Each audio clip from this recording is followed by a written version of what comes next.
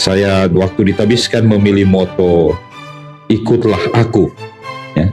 Pengalaman dari Matius, seorang pendosa, seorang yang tidak punya harapan. Saya pernah jadi orang yang tidak punya harapan, putus asa, berangkat dari Flores, pertama kali tamat SMA naik kapal, ya dengan modal keberanian dan doa orang tua. Ya, kalau hilang waktu itu ya selesai sudah. Ya. Tetapi kemudian Yesus memanggilnya dengan cara yang sangat sederhana. Tidak ada tanda-tanda heran dan sebagainya. Dia cuma lewat lalu dia cuma bilang, ikutlah aku. Selesai. Dan Matius berdiri mengikuti Yesus. Dalam perjalanan, satu kali Yesus membela Matius ketika dia mengundang Yesus makan. Yesus bilang bukan orang sehat yang membutuhkan tabib, tapi orang sakit. Saya jauh menyadari diri saya sebagai seorang yang sakit juga. Secara rohani, mungkin juga secara fisik. Dalam perjalanan hidup pernah sekolah dasar saya sakit dan lumpuh. Ya, saya pernah lumpuh. Dalam kesempatan yang sama juga saya menjadi bisu karena suara saya hilang. Ada kurang lebih 3 bulan. Yang menjadi anak lumpuh dan bisu.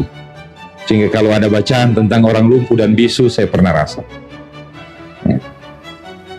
Tahun 2019 pulang dari Filipina, persiapan sore untuk memberi rekoleksi, saya periksa mata saya karena sebelah kiri ini ada problem, pelebaran saraf.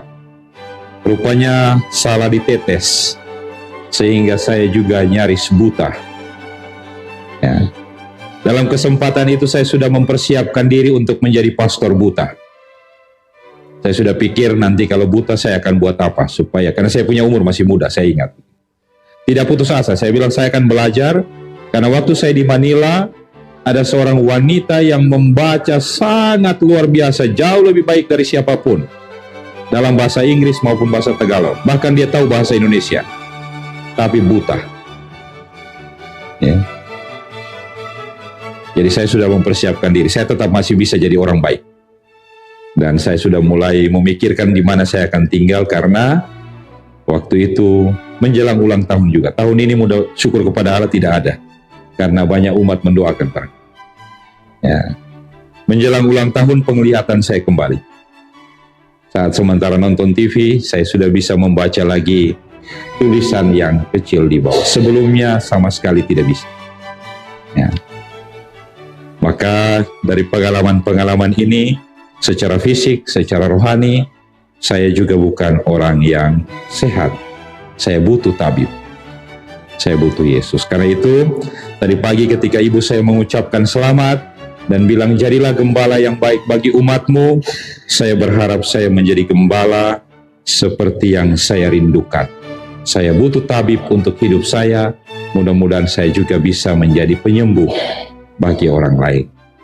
Saya tidak punya mimpi besar-besar, ya, bahwa orang tidak ingat juga tidak apa-apa, tapi semoga dia sembuh, semoga dia dipulihkan. Karena itu saya sangat mencintai begitu banyak anak muda dan anak-anak, karena saya ingin mereka sembuh. Dan kalau mereka sembuh, mereka bisa jadi orang hebat di kemudian hari.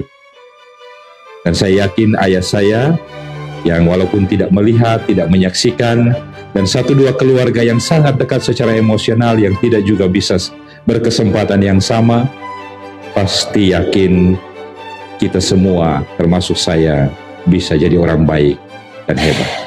Mari saya mohon terus mendoakan siapapun yang merayakan hari ulang tahun hari ini, dan semoga dalam perjalanan tugas di tempat ini, saya akan selalu bertemu dengan orang-orang yang seperti Yesus, yang menyembuhkan, yang memulihkan, yang membuat kita yang jatuh dan ya penuh dosa ini boleh berdiri dan melanjutkan perjalanan.